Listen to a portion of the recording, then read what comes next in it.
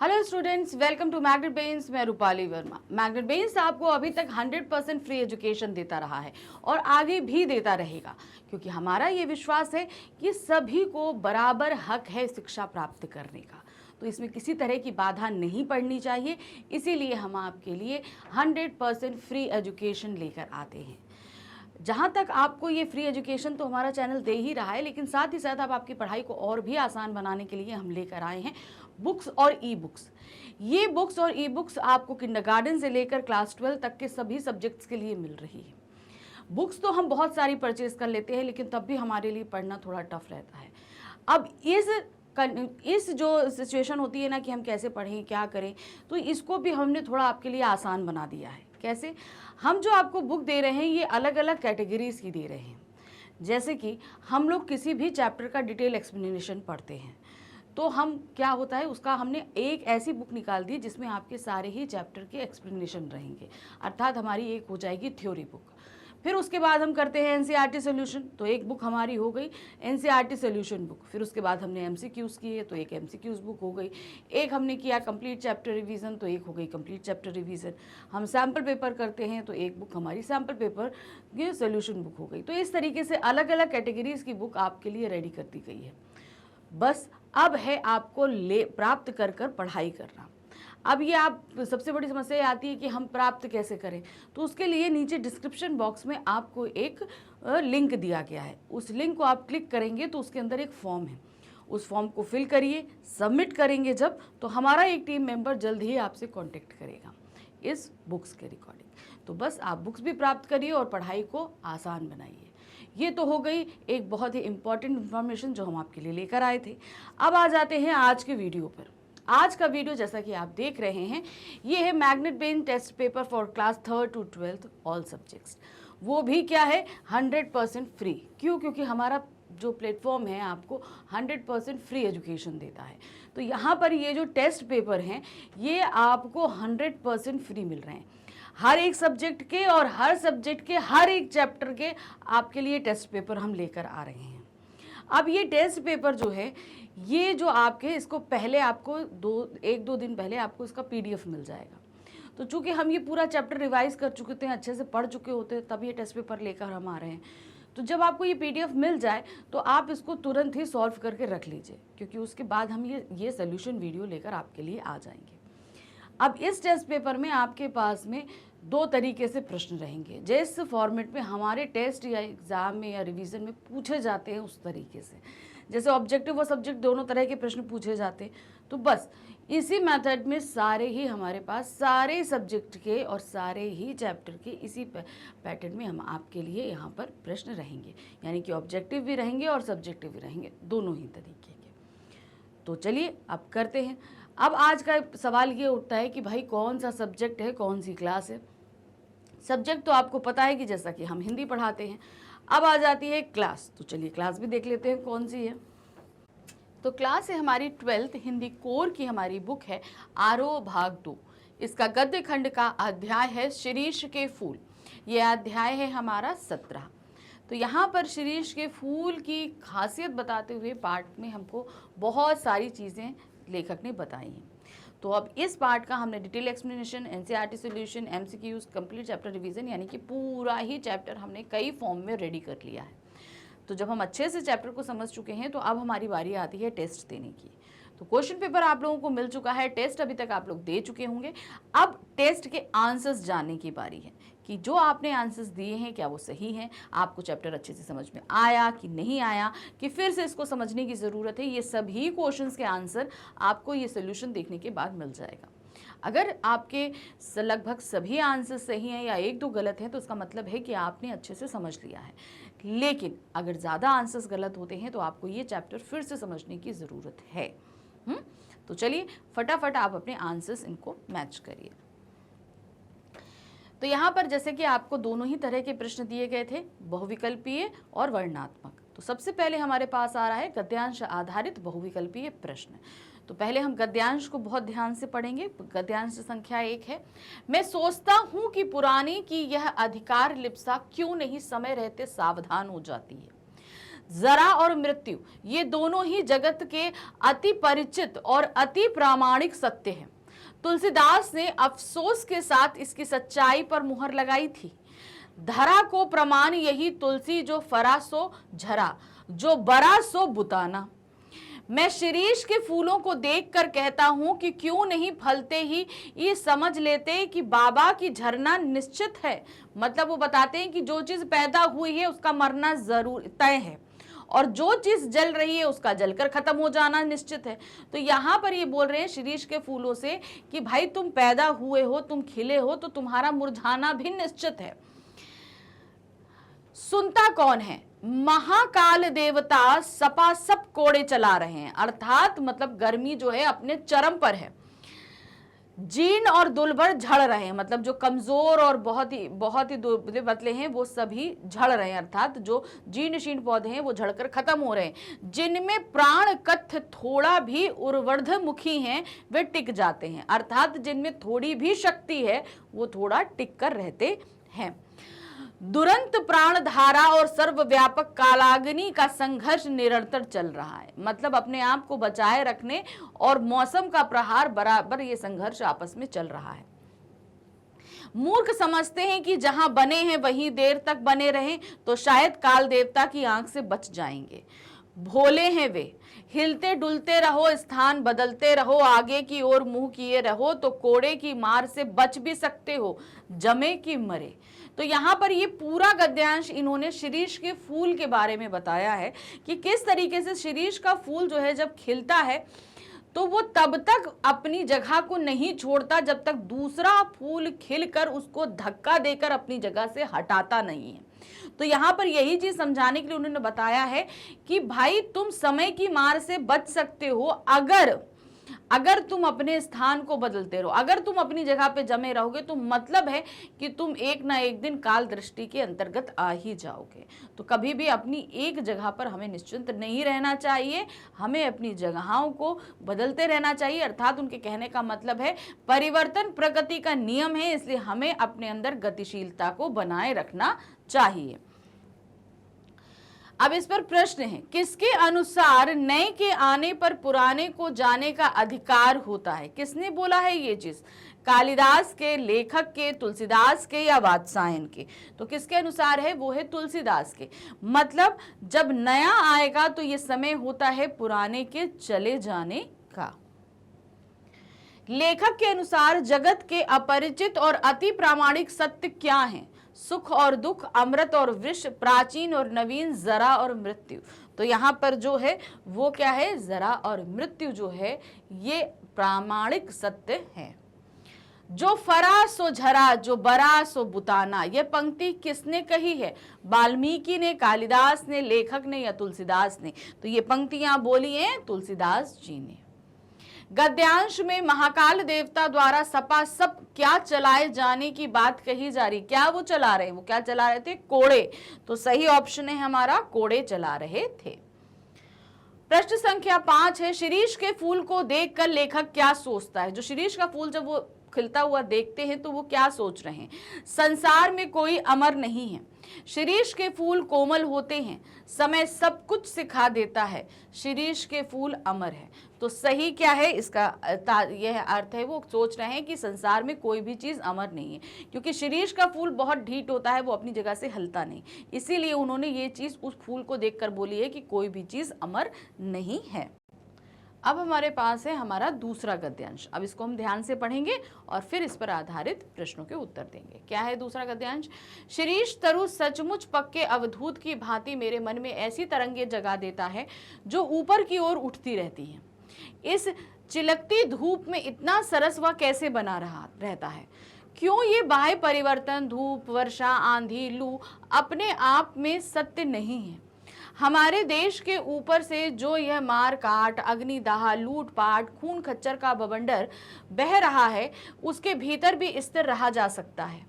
शिरीष रह सका है, अपने देश का एक बूढ़ा रह सका है। क्यों? मेरा मन पूछता है कि ऐसा क्यों संभव हुआ? क्योंकि शिरीष भी अवधूत है।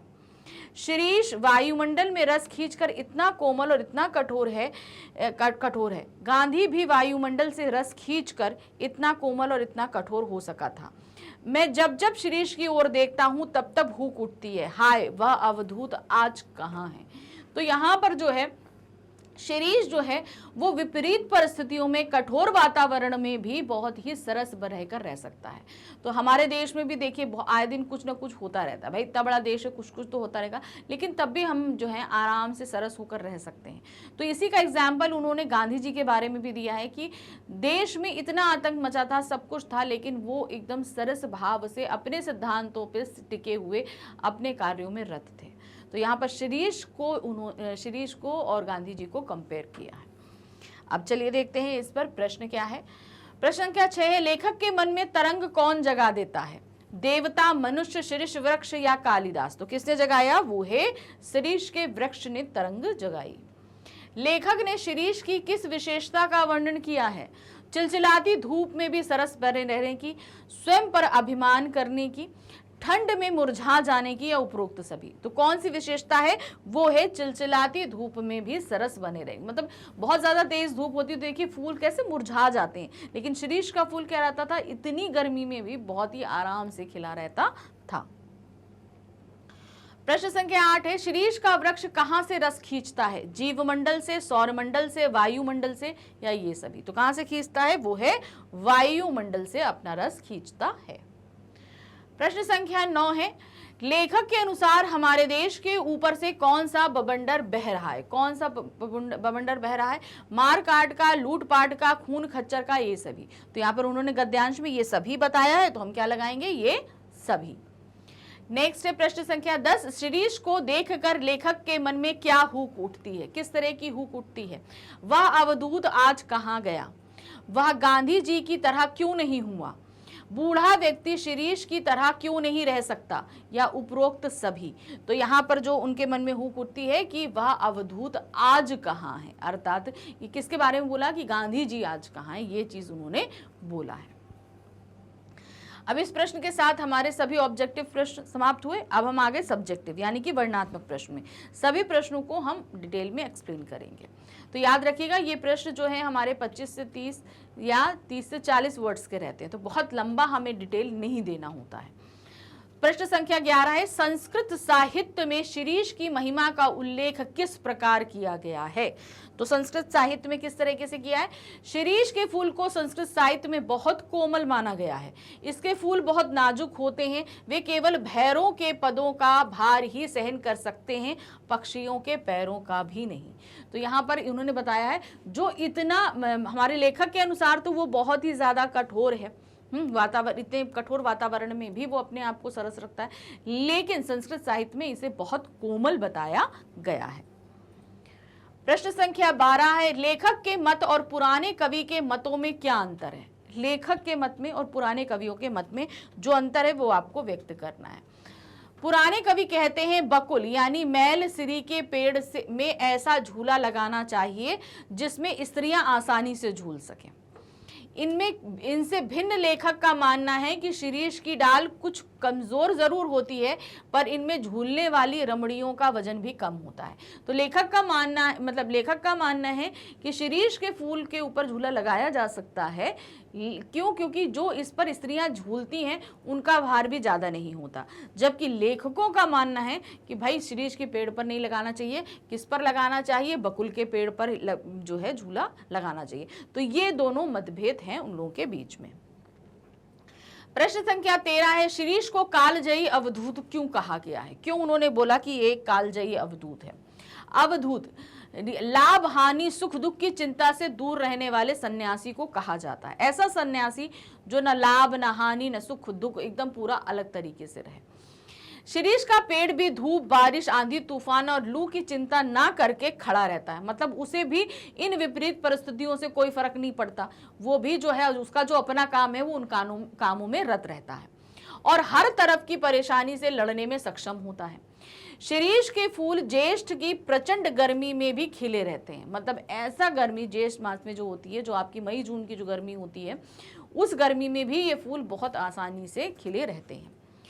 शिरीष अपनी जगह से ना हटने के कारण भी इसे अद्भुत अवधूत कहा गया। जैसे हमने बताया था, क्या था कि ये अपनी जगह पर खिल जाते हैं और जब तक दूसरे फूल खिलकर इन्हें धक्का देकर पेड़ से नहीं निकालते तब तक ये जमे रहते हैं। तो यहाँ पर क्या है, वो अपनी जगह पे स्थिर रहते हैं, इसलिए भी इन्हें अद्भुत अवधूत कहा गया है। प्रश्न संख्या 14 है, लेखक अधिकार लिप्सा के बारे में क्या बताना चाहता है। अधिकार लिप्सा मतलब अपने पद के ऊपर जमे रहना, वो अधिकार की जो लालच होती है उसके बारे में। लेखक के अनुसार भारत में अधिकार लिप्सा की भावना बहुत प्रबल है, खासतौर से नेताओं में जो अपने पद को छोड़ने को तैयार नहीं होते। यहाँ के लोग तभी अपनी जगह छोड़ पाते हैं जब उन्हें दूसरों के द्वारा धक्का दिया जाता है। मतलब जो हमारी पोजीशन है उसमें बने रहेंगे, जब तक दूसरा आके हमें धक्का देकर जगह से नहीं हटाएगा और हमारा प्लेस नहीं लेगा तब तक हम वहां पर बने रहते हैं। यह स्थिति राजनीति, साहित्य और संस्थानों में पूर्ण रूप से दिखाई देती है। पुराने लोग नए जमाने के इस प्रचलन को नहीं पहचान पाते हैं। तो मतलब भाई आपका कार्यकाल पूरा हो गया, अब आप हटिए, दूसरों को नई लोगों को जगह लेने दीजिए, ऐसा नहीं होता। क्यों? क्योंकि पुराने लोगों के अंदर अधिकार लिप्सा रहती है। भाई इतने साल हमने यहाँ काम किया है, ये हमारा प्लेस है, तो उस जगह को वो छोड़ना नहीं चाहते और नए लोगों के लिए जगह खाली नहीं करना चाहते। तो यही अधिकार लिप्सा किसके अंदर है? शिरीष के फूल के अंदर भी। जब वो खिल जाता है वो तब तक अपनी जगह को नहीं छोड़ता जब तक दूसरा फूल आकर उसे धक्का देकर उस जगह से उसको निकालता नहीं है। प्रश्न संख्या 15 है, कबीर और कालिदास के बारे में लेखक क्या बताता है। उन्होंने कई जगह इनके बारे में हमको उल्लेख किया है। तो देखिए क्या है, कबीर और कालिदास के बारे में लेखक बताता है, कबीर मस्त और बेपरवाह होते हुए भी सरसता और मादकता से युक्त थे। मतलब उनके अंदर सरसता भी थी और मादकता भी थी। ये हमें उनके दोहों को पढ़कर आराम से पता चलता है। कालिदास को अनासक्त योगी की तरह थे, इसी कारण वे मेघदूत काव्य का निर्माण कर पाए। अनासक्त योगी यानी कि वो किसी चीज को लेकर वो प्रेम, इसलिए मेघदूत में हमने क्या देखा, वो एक प्रेमी प्रेमिका का वर्णन कर पाए। लेकिन कबीर की जो है वो हमेशा समाज को शिक्षा देने का कार्य किया, मदमस्त व्यक्ति थे। तो यहाँ पर ये दोनों ही विपरीत जो है विचारों को रखने वाले थे। प्रश्न संख्या 16 है, शिरीष के नए फलों, पत्तों और पुराने फलों को देखकर लेखक को किसकी याद आती है। अब उन्होंने नए फलों और पत्तों और पुराने फलों पत्तों को देखकर वो किस चीज की याद करते हैं। लेखक को शिरीष के नए फलों, पत्तों और पुराने फलों को देखकर नेताओं की याद आती है। यानी कि जो पुराने टिके रहते हैं वो अपनी जगह नहीं छोड़ते जब तक नए आके उन्हें धक्का नहीं देते। तो यही चीज राजनीति में राजनेताओं के साथ भी होती है, जो बदले हुए समय को नहीं पहचानते तथा जब तक नई पीढ़ी उन्हें धक्का नहीं मारती तब तक वे अपने स्थान पर जमे रहते हैं। तो ये इन पुराने और नए फूल पत्तों को देखकर राजनेताओं की याद आई हमारे लेखक को। प्रश्न संख्या 17 है, शिरीष के फल किस तरह से व्यक्ति की प्रवृत्ति के प्रतीक हैं। फल जो है व्यक्ति की प्रवृत्ति यानी व्यक्ति का जो नेचर है वो किस तरीके से उसके प्रतीक हैं। शिरीष के फल बहुत ही कठोर होते हैं। ये नए फूल आने पर भी अपना स्थान नहीं छोड़ते। इसीलिए शिरीष के फूल उन व्यक्तियों के प्रतीक हैं जो सत्ता को नहीं छोड़ना चाहते। जैसे अधिकांश राजनीतिक नेता अपनी सत्ता नहीं छोड़ना चाहते, वे हर तरीके से नई पीढ़ी को आगे आने से रोकना चाहते हैं। उनका मानना ये रहता है कि भाई ये नई पीढ़ी क्या जाने, इनको क्या समझ है इन सारी चीज़ों का, इसलिए वो अपनी सत्ता पर काबिज रहते हैं। तो यही चीज़ शिरीष के फल के साथ भी होती है। प्रश्न संख्या 18 है, लेखक ने किन किन वृक्षों का उल्लेख किया है, संदर्भ सहित बताइए।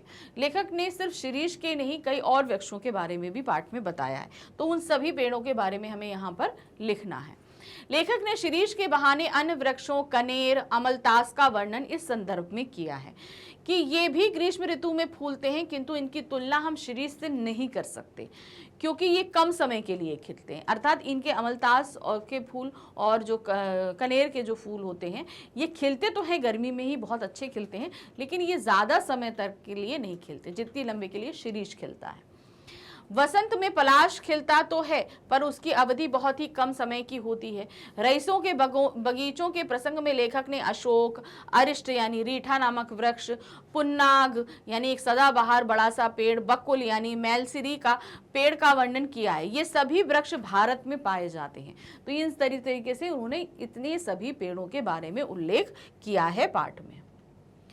प्रश्न संख्या 19 है, हजारी प्रसाद द्विवेदी के द्वारा नेताओं और कुछ पुराने व्यक्तियों की अधिकार सीमा पर किए गए व्यंग को स्पष्ट कीजिए। तो इन्होंने कहा शिरीष के माध्यम से इन राजनेताओं के पद ना छोड़ने की प्रवृत्ति को जो है यहाँ पर बताया है और उस पर व्यंग किया है।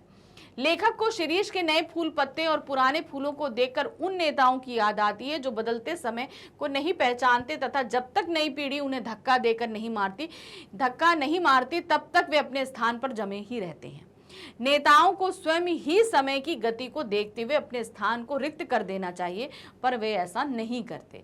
यानी कि भाई ठीक है, अब हमने काफी टाइम तक शासन कर लिया, हर चीज को संभाल लिया, अब हमारा समय है इस पद को छोड़ देने का, ताकि नई पीढ़ी आए और वो अपने अनुभव और एक्सपीरियंस के साथ यहाँ पर चीजों को नया नया डेवलप करे। लेकिन राजनेता जो है वो इन सारी चीजों को नहीं समझते और अपने अधिकार पे जमे रहते हैं। तो यहाँ पर उन्होंने शिरीष के फूल के माध्यम से इन नेताओं पर व्यंग किया है।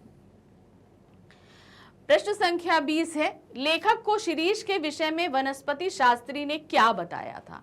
भाई शिरीष का फूल पेड़ जो है वो बहुत कठोर वातावरण में होता है, बहुत ही कठोर वातावरण में खिलता है। तो एक वनस्पति शास्त्री ने उन्हें इसके बारे में क्या चीज बताई थी। वनस्पति शास्त्री ने लेखक को बताया कि शिरीष उस श्रेणी का वृक्ष है जो वायुमंडल से अपना रस स्वयं खींचता है, मतलब आसपास के वातावरण से खींचता है। इसी कारण शिरीष का फूल भयंकर गर्मी में भी सरस बना रहता है। ज्येष्ठ माह की प्रचंड गर्मी में शिरीष पुष्प के खिले रहने के कारण इसे शीत पुष्प भी कहा जाता है। शिरीष ही एकमात्र ऐसा वृक्ष है जो हमेशा पुष्पित पल्लवित रहता है और हमें शीतलता प्रदान करता है। मतलब हर फूल को खिलने का अपना एक मौसम होता है, लेकिन शिरीष का फूल हर मौसम में खिलता है और खास तौर से गर्मियों में, इतनी प्रचंड गर्मी में भी वो अपने आप को सरल और सरस बनाकर वो आसपास के वायुमंडल से सारे चीज़ों को खींचकर वो कार्य करता है। तो इस तरीके से फटाफट हमने पूरा चैप्टर खत्म कर लिया। हम लोगों ने क्वेश्चंस कर लिए, आपने भी अच्छे से किए होंगे, हमें यकीन है। अगर आप लोगों के क्वेश्चंस ज़्यादा गलत हुए हैं तो आपको ये चैप्टर फिर से पढ़ने और समझने की ज़रूरत है। तो वापस जाके इससे संबंधित सभी वीडियोस के जितने इस चैप्टर के सभी वीडियोस को बहुत ध्यान से समझिए, क्योंकि इनको जब तक हम ठीक से नहीं समझेंगे तो किसी भी तरह के प्रश्नों के उत्तर को नहीं कर पाएंगे।